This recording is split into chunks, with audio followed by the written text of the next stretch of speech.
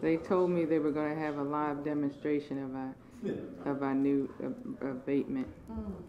So that's why I could have come out 30 minutes ago, but I had to get confirmation. I'm just joking. I had to get confirmation that there were no live rats in here. I know. Oh. All right, y'all good? Yes, yes, and yes, yes, and yes. All right, thank you for joining us. And before I take questions, I want to make a brief announcement about regarding our aggressive new efforts to combat rats in Baltimore City. As you all know, a key goal of my administration is to grow Baltimore by 10,000 families over the next decade. And we know that in order to grow a city, you have to attract new residents while making life for those families who are already here better. A key cornerstone of that effort has been stepping up our efforts throughout the city to make Baltimore a cleaner city. Clean streets ridden with city streets ridden with rats are a clear indication that we need to do more. Our new strategy will use data and increase resources to be more proactive. My administration will double the number of staff charged with baiting for rats, which will result in a 500% increase in rat inspections conducted during a 2-week period. With increased staff will also come a new effort to work smarter and not just harder. We'll utilize data to predict rat migration so that we are ahead of the curve, proactively addressing resident complaints before they need to call into 311. This is the latest innovation from DPW aimed at making Baltimore a cleaner and healthier city by increasing resources and finding ways to work more efficiently with what we have.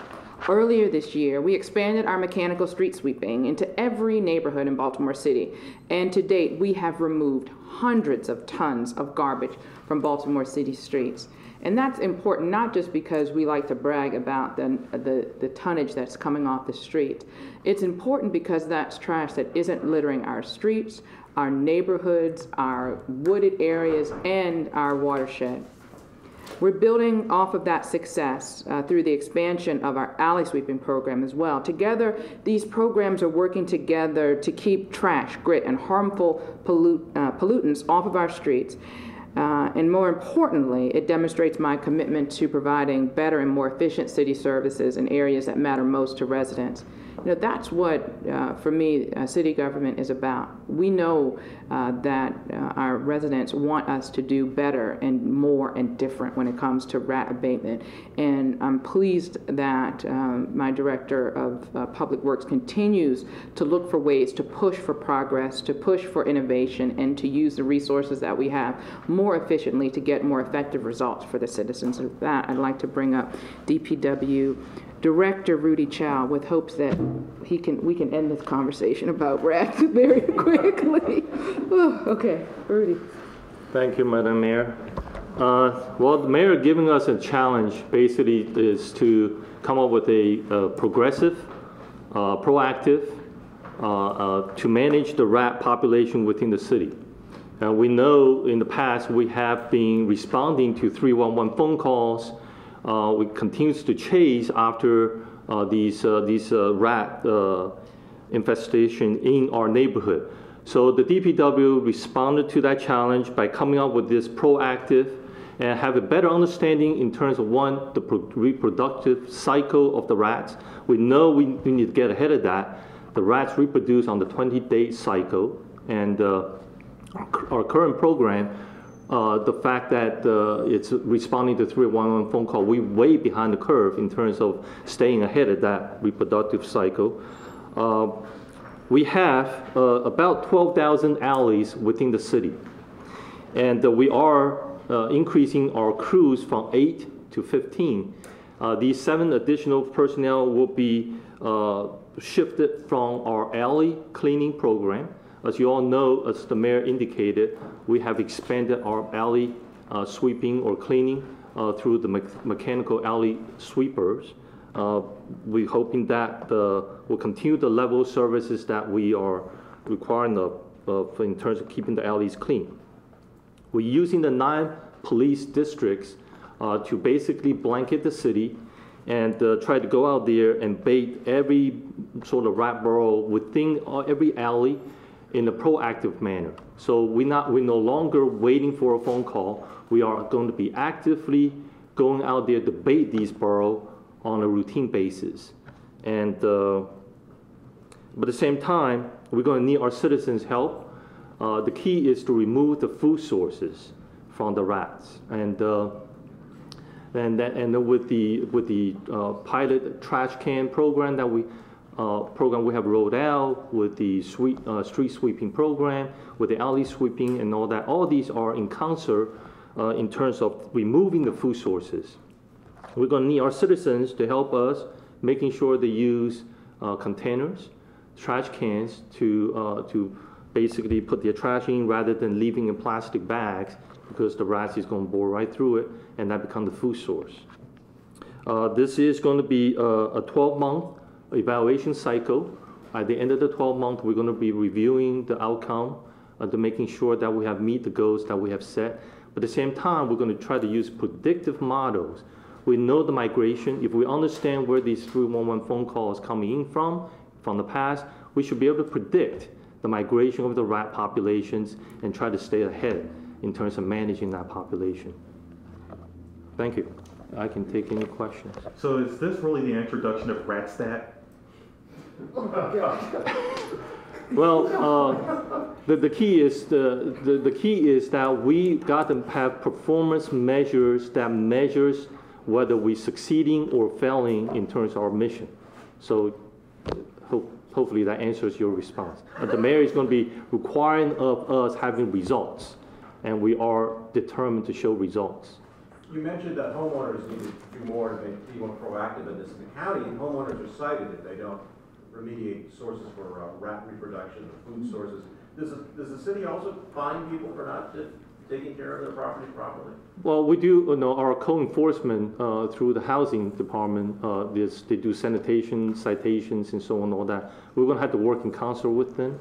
We had to be proactive. We had to be aggressive in terms of making sure our citizens do the right thing.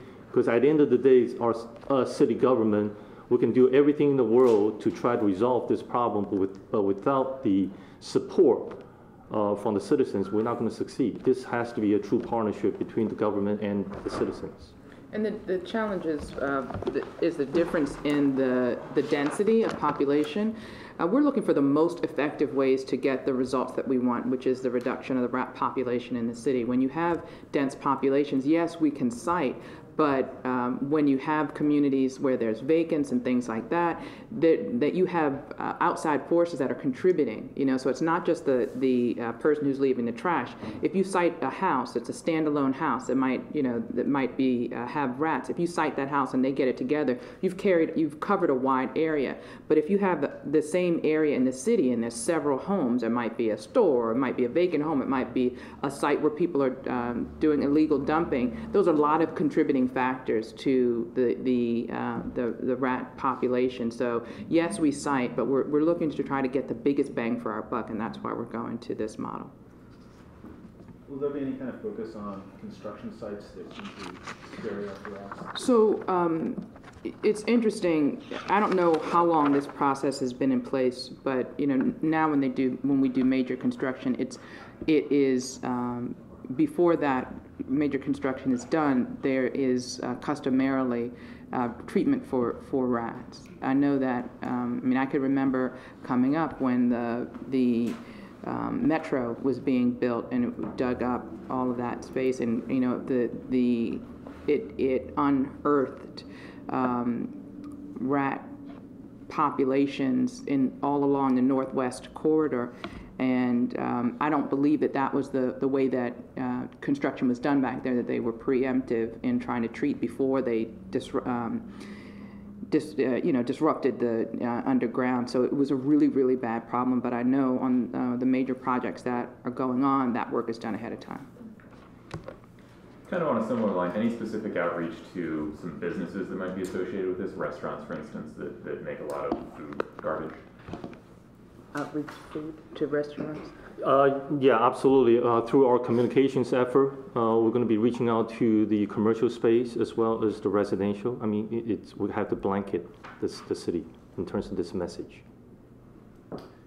The 1,000 most recent rat calls, do you know what time period that's over? This is the last 12 months. Yeah, no, this actually was in October. It was October? Yeah. Okay, thank you.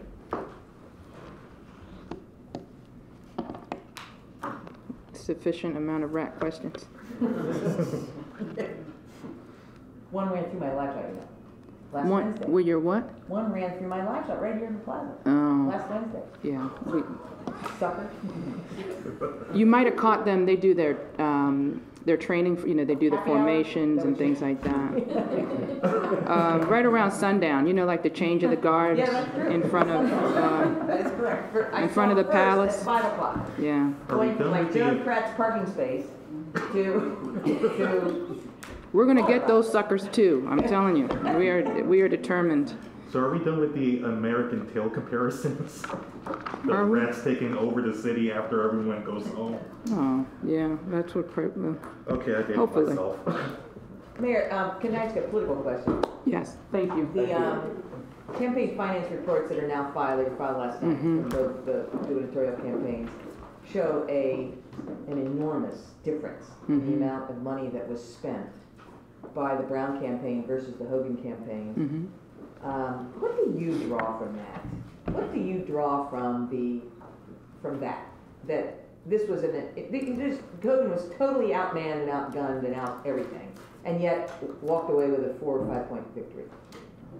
I think everyone is taking a look at that, Democrats and Republicans, and you know the evaluating you know what happened, how money was being spent on both sides. And there are lessons to be learned, but you know, I don't have any initial takeaways yet. I mean, we are still taking a look at that. Who's the top Democrat in the state these days? I don't know. I mean, I guess it's still the governor.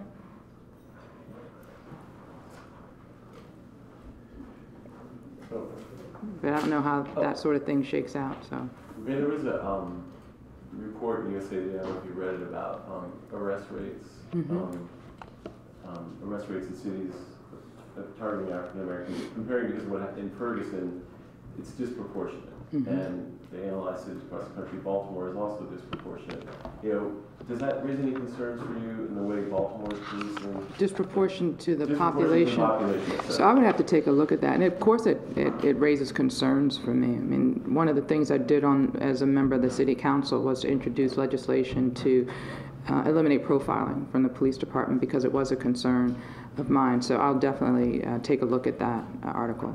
Joe Carter is having a sort of a legislative caucus reform meeting for police reform. Are you going to participate, or do you plan to, talk to her about that, or is there any sort of? You know, we spend a lot of time in communication with the delegation, with goals of working together to make, because we both represent the same residents of Baltimore, and I'll continue to do so.